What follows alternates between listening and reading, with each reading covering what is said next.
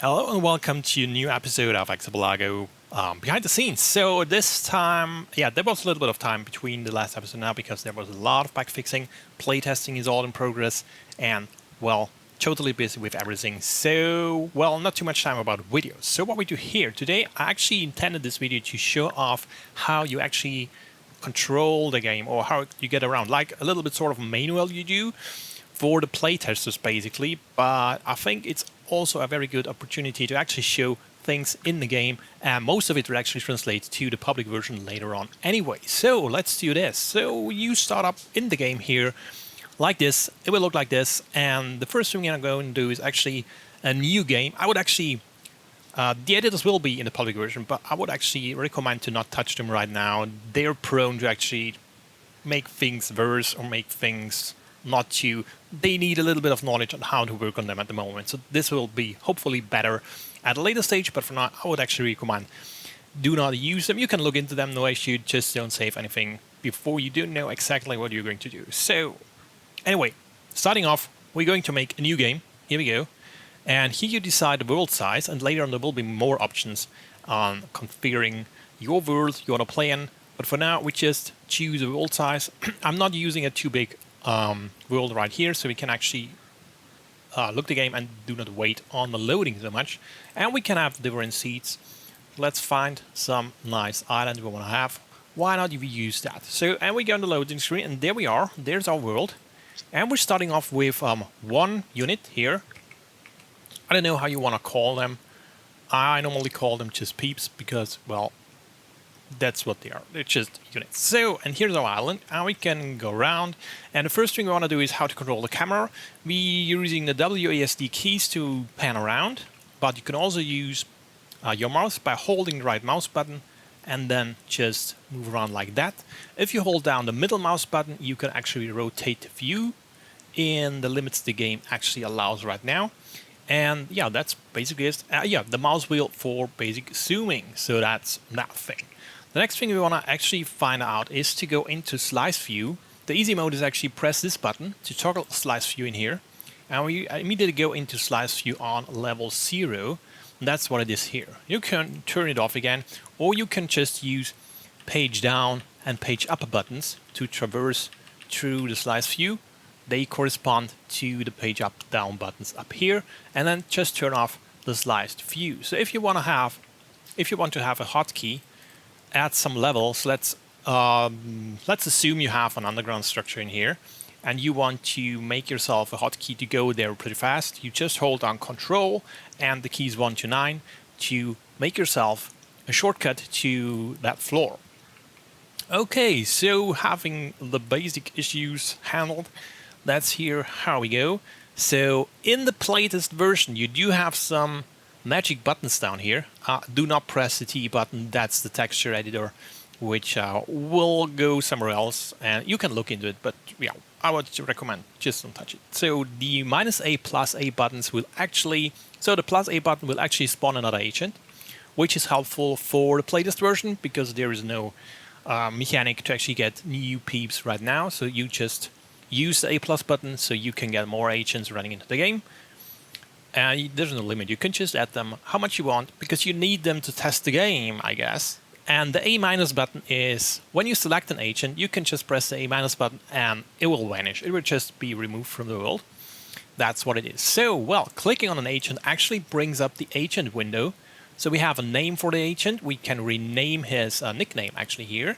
So this is mainly will be displayed somewhere else at a later stage when there will be user interface for distinct agent. You can select these will display the short name here and not the whole name, and the whole name is not changeable anyway. So we do see our food state. So this agent in there is just using up his food and will get hungry pretty soon.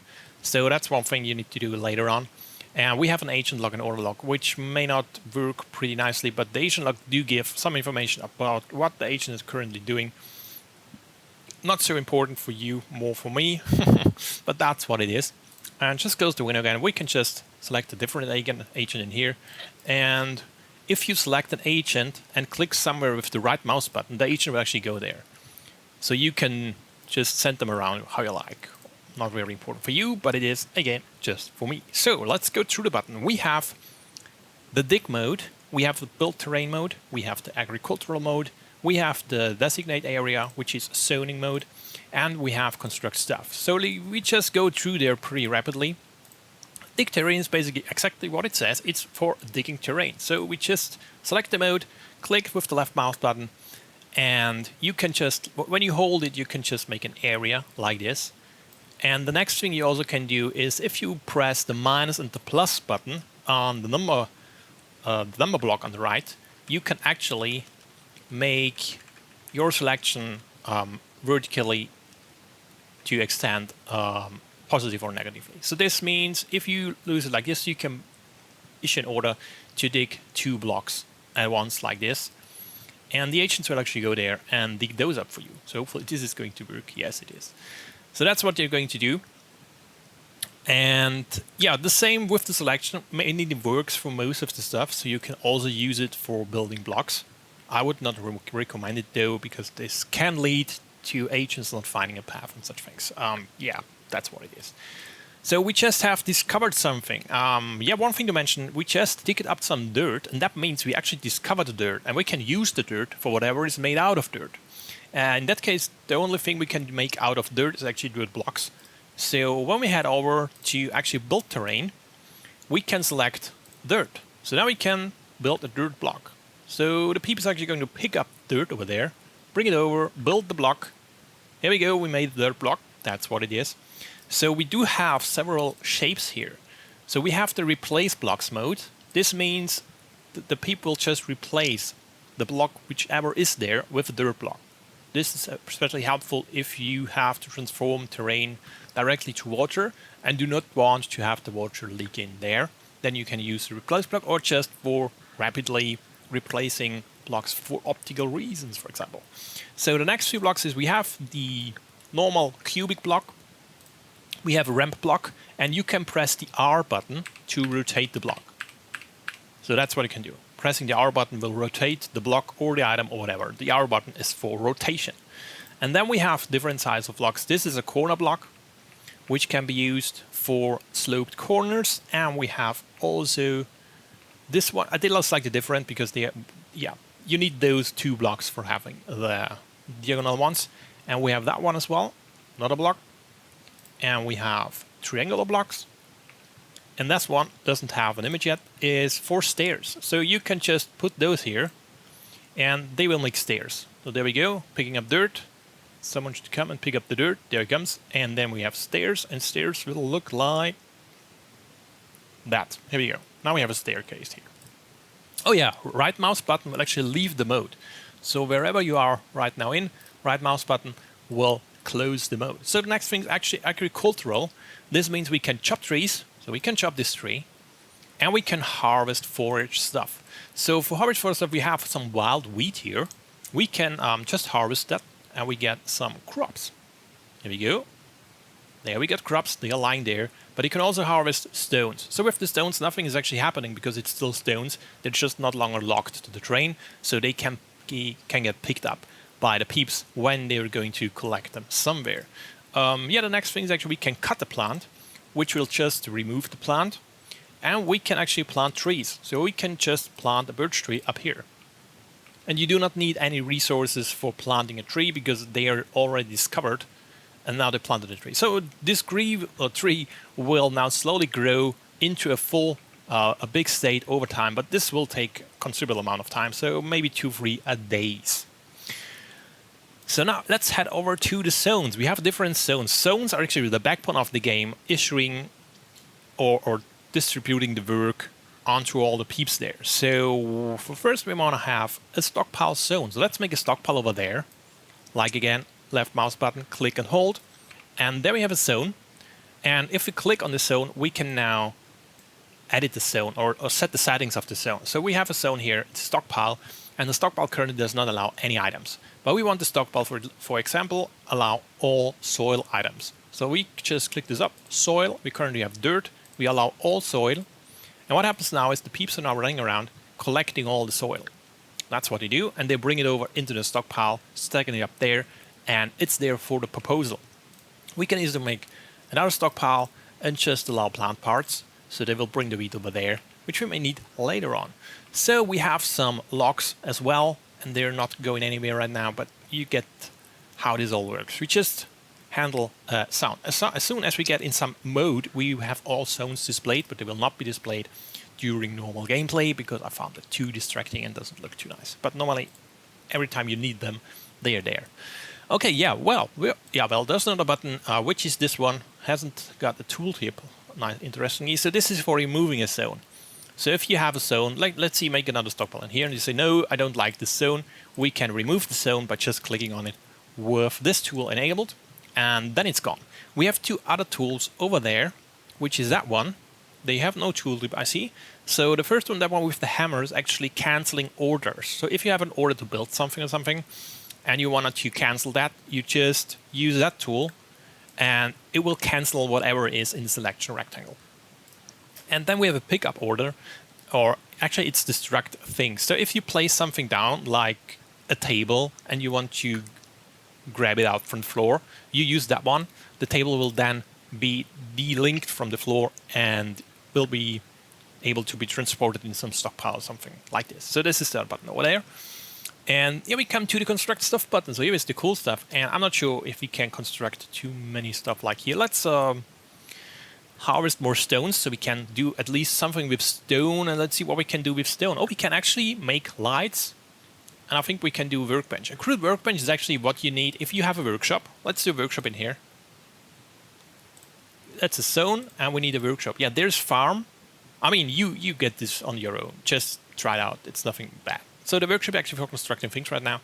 We're placing down a workshop, and the workshop actually needs to produce this stuff. A workshop will need crude workbench, and some items need different items to be constructed on, and it's not really displayed right now. So basically, it's the workbenches will do all the stuff. There is also in the tools we have the sawbuck, which is made to make planks. We have a campfire, which does nothing, and we have a stone oven, which is made for baking bread, actually. And they all need different stuff to build, and this is not right now displayed in the game. So we have a sandstone stone oven, and this oven needs actually 4 pieces of stone block. And it's not displayed in the game. So that's what I mean in the latest version of this thing. There is lots of information missing, and that's why I made this video for. So you can actually watch this video and then be totally prepared for the whole playtest experience. How it is. So we can actually, because we have logs, we can actually just put down a campfire over there. So some people are actually going around, don't know where it is, some guy would actually now pick up a log and build the campfire. And what we can also do is, I think we can build lights. So like we can build a torch pole over there, and the people also go to, let's make this faster here. So here we go, he's now building a campfire. There we go, we have a campfire. And over there, hopefully, I think we need planks for that. Yeah, well, let's do the planks first. We do have a workshop up here. So let's put down a workbench. And this needs only stone. So we can just... So you can actually say any workbench. That means just make me some workbench. I don't care about the material. Or you can say, no, I want a distinct workbench. So we only have sandstone right now. So we can only build a sandstone workbench anyway. So let the people build the crude workbenches. Now we have the workbenches in the workshop. Now the workshop is actually ready to build stuff. And yeah, in order to build planks, we would need another item, and this is actually be in the tools, the sawbuck. And again, here you can use the R button to actually put things down, rotate around. And here we go, we get a sawbuck, and the sawbuck with that one, we should actually be able to build planks. So we can actually craft it once, or craft once means actually build as much as I enter in here. So craft once, one will actually craft 1 plank, which is not totally right because 1 log will actually yield 3 planks. And yeah, we only have birch, so he's actually using the birch log for that. Not even sure if he did it. Looks like there's some log missing. Where's the log gone? So we do not have a log, but he says we have a log. So okay, yeah, the window wasn't updating, that's why. Here we go. Let's make another log here. Let's fell some tree like this one. Let's fell this down to get some logs. Come on. More rapidly. Quickly. Here we go. So now he has a log and runs over there and makes planks out of that. So here we go. We get the planks. And we also make now another stockpile because now the workstation has the planks lying on there. And yeah, sorry for the clipping here. There's no... no real sense of transporting it away. Let's get a stockpile in here and just allow wood and planks. So let's only allow the planks here. So now they're getting carried away, and now we have some planks available. And because we have the planks available, now they are able to build the light pole. And this will actually translate later on. If it gets night, they will actually make light. So if you dig down under the mountain, which we can do as well, but we have only 2 peeps here, so this may not be too convenient here. Let's them dig something. Let's dig that away. Oh, as you see, I actually overshoot it here, and I just use the cancel order to actually cancel that one because it did not want that to dig. So let's dig away that one as well. And I think basically we're on the end here. Another things to mention is up here we have the population window, which actually gives us the possibility to have to limit the peeps to make different tasks. So if I don't want to have Gavin make farming, I just click it off and Gavin will not do any farming. Or I don't want Gladys do not hauling, I just put it off, Gladys will not haul anymore. So that's basically a very basic limitation window. At the moment there's not more behind it right now, but it basically works for what it's intended to. And then we have the inventory window. This basically shows us the whole inventory of what's that? Yeah, the whole inventory on our current world. So we do have materials in here, and we can say we have birch logs. We have 4 birch logs, and we have 2 planks left. So this is basically just to display what else do we have on there. We have 15 stones, which is nice, and we do not have any blocks. And we could do actually blocks here. Let's build a couple blocks here. So they're building stone blocks. There we go. Stone block here, stone block there. And you also may want to have, I'll put it in there as well. Material and allow for stone blocks. And then we'll click over there. That's what we get. And do have some stones because down here is a stone layer. And there's plenty of stone down there. And that's what you basically do. Most of it will be built out of stone. And down there is your source of stone. And once this is built, I just went with the minus key to actually make this 2 high, because a peep actually needs 2 blocks high to pass a tile. So we just dig in there. Here we go. Let them dig a little bit. So they make us a tunnel in there. So yeah, this is our mine where we get all the stone from. And we can make rooms in there, and we put lights in there. So another trick is actually if you hold the control key and click with the right mouse button on some floor, the view will actually jump there. So that's a fast approach to switch between the layers in the game. And then we go here, and from here it's pretty easy. Just hit the minus key to go 2 vertically, and well, dig in there. And you may soon experience that it's going to get dark in there. So let them dig in here. Let's get a little bit more peeps here. So this is all too much waiting. You don't have the time, you don't like to wait here. And you see also a clock over there in the top right. I don't know if you see my mouse cursor. So there's in the top right, there's a clock. This shows the in-game time actually going on. So if this reaches, I think, 21 o'clock, I don't know, 9 o'clock, I think it's getting dark. And yeah, get prepared for that. So here we go. They're now digging down there. And as you can see, the light, there's no light in here. So in order to see something, what you're actually going to work, we're constructing some lights and a torch. Let's do any torch. And these torches actually connect to walls. So they need to be on the floor, but they also need to stick on a wall. So if you are rotated around, they will only be possible to place in a distinct side, so they're actually attached to a wall. So let's be in here so we can see the light working. Come on, come on, bring the log. There, he brings the log. Here we go, we have a torch and we have lit up the underground. So we can actually work around here.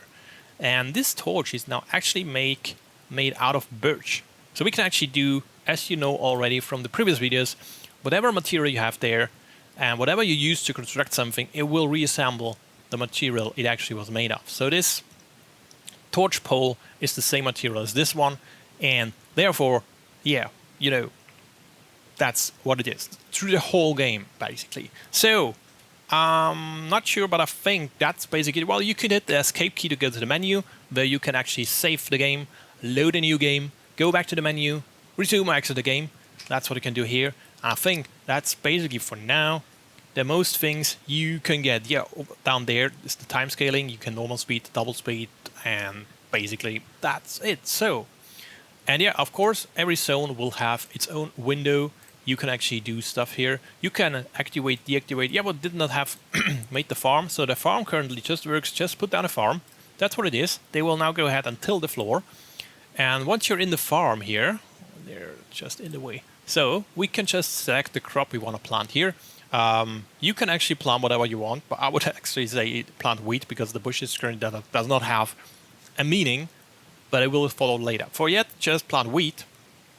Once you do that, they will actually plant the wheat. So the wheat will actually take a little bit of time to grow, and then will get automatically harvested. Until then, you can actually use the wild wheat to use that. Make a kitchen, make some grain, and make bread out of grain, and then your peeps will have something to eat. And there's also a dining room, and if we have a dining room, we can put furniture in there like tables and chairs, and the peeps hopefully actually using those while eating. So at a later stage, this will raise their mood and such things. So, I don't know if you enjoyed this episode, because there wasn't a lot of technical things in here. It's more all like showing off what is currently possible in here.